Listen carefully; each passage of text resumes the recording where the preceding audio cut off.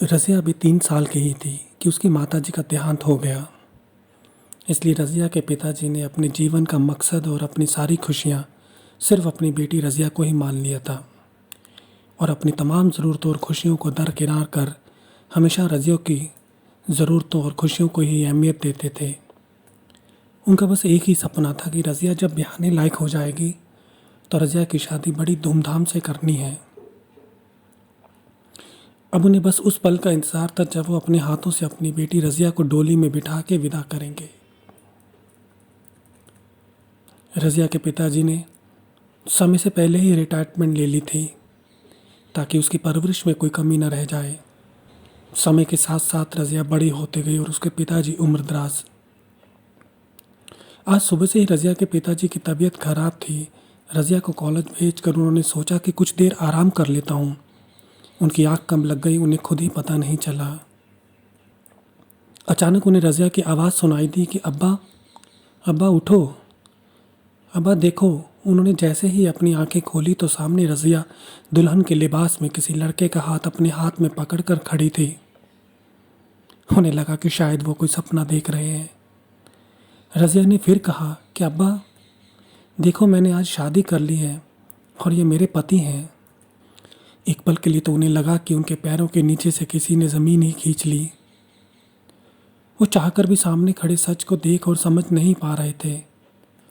बड़ी मुश्किल से वो सिर्फ इतना ही बोल पाई कि बेटा, तुमने ज़िंदगी का इतना बड़ा फैसला कर लिया और मुझसे पूछना तो दूर, तुमने इसका जिक्र तक नहीं किया मुझसे। तुम निकल जाओ मेरे घर से। इतना सुनते ही रज़िया ने कहा कि पिताजी, अभी हमारे पास कोई घर नहीं है। जब तक हमें कोई घर नहीं मिल जाता तब तक आप हमें यहीं रहने दें। जैसे ही कोई इंतज़ाम हो गया हम चले जाएंगे यहाँ से। पर वो नहीं माने। आज रज़िया को घर छोड़े हुए और अपने पिताजी से मिले हुए 3 साल बीत गए हैं और रज़िया के पति उसे छोड़कर कहीं चले गए हैं। एक दिन अचानक उसके फ़ोन की घंटी बजती है और कोई उसे बताता है कि तुम जल्दी से घर आ जाओ, तुम्हारे पिताजी नहीं रहे। पर रज़िया ने बिना कोई जवाब दिए फ़ोन काट दिया। थोड़ी देर में रज़िया के अंकल घर आए और उन्होंने कहा कि बेटा घर चलो, तुम्हारे सिवाय तुम्हारे पिताजी का इस दुनिया में और कोई नहीं है। उनके जनाजे की सारी रीति रिवाज तुम्हें ही निभाने हैं। रज़िया ने कहा कि नहीं अंकल, आप तो जानते हैं कि मेरा उनके साथ अब कोई रिश्ता नहीं है। जिस इंसान ने जीते जी मुझे सहारा नहीं दिया, मैं उसके जनाजे में क्यों शामिल हूँ। अंकल ने समझाया कि बेटा, लोक लाज के लिए सही तो एक बार घर आ जा। और बेटा, शिकवे जिंदा इंसानों के साथ किए जाते हैं, मरे हुए के साथ नहीं। उनकी बात मान के रज़िया अपने पिताजी के घर चली गई। पर उसकी आंखों से ना तो कोई आंसू टपका और ना ही चेहरे पे कोई दुख के भाव नजर आ रहे थे। जैसे तैसे करके उसने सारे रस्म व रिवाज निभा दिए और जब सब चले गए तो उसने भी अपना सामान पैक किया और जाने की तैयारी करने लग गई। इतने में रज़िया के अंकल आ गए और बोले कि बेटा, तुम्हारे वालिद तुमसे बहुत प्यार करते थे, तुम उनका ये घर छोड़ के ना जाओ, उनकी रूह बसती है यहाँ। पर रज़िया नहीं मानी और अपना बैग उठा लिया। तभी उसके अंकल ने अपनी जेब से एक खत निकाला और रज़िया को देते हुए बोले कि बेटा, ये तुम्हारे पिताजी का आखिरी खत है जो वो तुम्हारे लिए छोड़ गए थे। तुम प्लीज़ जब भी फुर्सत हो इसे अपने पिता की आखिरी इच्छा समझ के एक बार पढ़ लेना। रज़िया ने गुस्से से उनके हाथ से वो खत ले लिया और ज़मीन पर पटक दिया और कहा कि जब मैं मुश्किल में थी तो उन्होंने मेरा साथ नहीं दिया। जीते जी मेरी इच्छा का कभी ख्याल नहीं रखा, मेरा कभी हाल नहीं पूछा, तो आज मैं क्यों उनकी आखिरी इच्छा का ख्याल रखूं। अंकल ने फिर वो खत उठा के रज़िया को थमा दिया और कहा कि रख लो बेटा, कभी मन करे तो पढ़ लेना। और एक बात और बेटा, जो दुकान तुम आज चला रही हो उसको खरीदने के लिए पैसे तुम्हारे पिताजी ने ही दिए थे। रज़िया चौंकी और कहा कि अंकल, वो तो मैंने आपसे उधार लिए थे।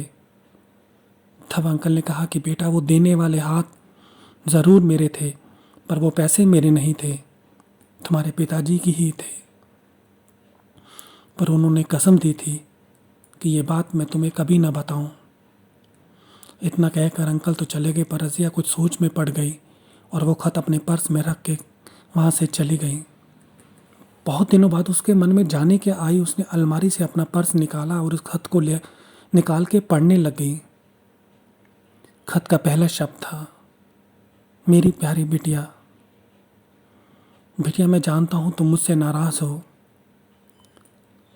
पर क्या तुम्हें याद है बेटा, जब तुम छोटी थी तो तुम्हारी माँ हमें छोड़ के खुदा के पास चली गई थी।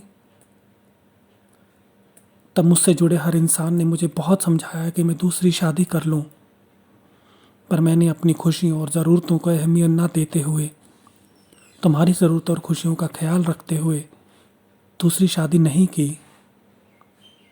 क्योंकि मैं जानता था कि शादी से मुझे तो दूसरी बीवी का सुख मिल जाएगा, पर तुम्हें माँ का सुख शायद ना मिलता। तुम्हें याद है बेटा, जब तुमने स्कूल जाना शुरू किया था तो जिद पकड़ ली थी कि मैं भी तुम्हारे साथ चलूं। मैं घंटों तुम्हारी क्लास की खिड़की के बाहर खड़ा रहता था, क्योंकि तुम्हारी जिद थी कि तुम जब तक क्लास में हो मैं तुम्हें नज़र आता रहूं। तुम्हें याद है बेटा, जब तुम पहली बार कॉलेज गई थी तो कुछ लड़कों ने तुम्हें परेशान किया था। तुम अगले दिन मुझे ले गई थी साथ में कि मैं चल के उन्हें सबक सिखाऊं, क्योंकि तब तुम्हारी नज़र में मैं तुम्हारा हीरो था। तुम्हारी खुशी और भरोसे के लिए मैं उलझ गया था उन 4 लड़कों से। हालांकि उम्र ज़्यादा और शरीर कमज़ोर होने की वजह से उस वक्त मुझे कई चोटें लगीं, पर मैंने तुम्हें नहीं दिखाई, क्योंकि मैं नहीं चाहता था कि तुम्हारा हीरो तुम्हारी नज़रों में कमज़ोर पड़ जाए। जब तुम छोटी थी तब से ही मैंने सिर्फ एक सपना अपनी आंखों में सजाया था, और वो था तुम्हारी शादी का, तुम्हें अपने हाथों से डोली में बिठाने का, खुशी खुशी तुम्हें रुखसत करने का। सारी ज़िंदगी मैं तुम्हारे लिए अपनी ज़रूरतों को मार कर तुम्हारी शादी के लिए पैसे इकट्ठे करता रहा, कि जब तुम रुखसत होगी तो मैं वो हर चीज़ दूंगा जो तुम्हें अच्छी लगती होगी। पर तुमने क्या किया बेटी? एक पल में ही मेरी बरसों की मेहनत, मेरे प्यार, मेरे विश्वास, मेरे सपनों को और मेरी तपस्या को मिट्टी में मिला दिया। मैं उस वक्त क्या करता बेटी? मैं विश्वास ही नहीं कर पा रहा था कि मेरी वो बेटी जिसके लिए मैंने अपना सारा जीवन लगा दिया, अचानक उसने ज़िंदगी का इतना बड़ा फैसला कर लिया और मुझे बताया तक नहीं। और बेटा, मैं जानता था कि वो लड़का तुम्हारे लिए ठीक नहीं है। तुमसे पहले भी वो कई लड़कियों की ज़िंदगी खराब कर चुका था। खैर, अब तो मैं जा रहा हूँ, और उम्मीद करता हूँ कि शायद तुम मेरी बेबसी और गुस्से को अब समझ सको और मुझे माफ़ कर सको, क्योंकि अब तुम भी 2 बच्चों की माँ बन गई हो। मैं दुआ करता हूँ कि बेटा, तुम्हारे बच्चे वो सब कभी ना करें जो जाने अनजाने तुमने मेरे साथ किया था। और बेटा, भले ही मैंने तुम्हें उस वक्त अपने घर से निकाल दिया था, पर खुदा की कसम, एक पल के लिए भी मैं तुम्हें अपने दिल से नहीं निकाल सका था। हो सके तो एक खराब पिता समझकर मुआफ़ कर देना बेटा। मरने के बाद भी मेरी रूह तुम्हारे लिए दुआ ही करेगी कि तुम खुश रहो। रज़िया वो खत पढ़ने के बाद बहुत रोई और उस खत को अपने सीने से लगा के बोली कि पिताजी, हो सके तो मुझे माफ़ कर देना।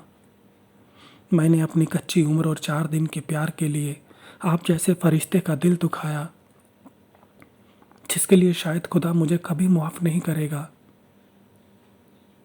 दोस्तों, मैं ये तो नहीं जानता कि रज़िया के पिताजी को मरने के बाद जन्नत या सुकून नसीब हुआ कि नहीं, पर इतना ज़रूर जानता हूँ कि रज़िया अपने आप को शायद कभी मुआफ़ ना कर सके, क्योंकि पछतावे की आग उसे कभी सुकून नहीं लेने देगी। मैं ये नहीं कहता कि अपनी मर्ज़ी से शादी नहीं करनी चाहिए, ज़रूर करें, लेकिन कोशिश करें कि उसमें अपने माँ बाप की मर्ज़ी और दुआ भी शामिल हो। यकीन मानो, बहुत सुकून और खुशियाँ देती हैं माँ बाप की दुआएं और खुशियाँ। धन्यवाद।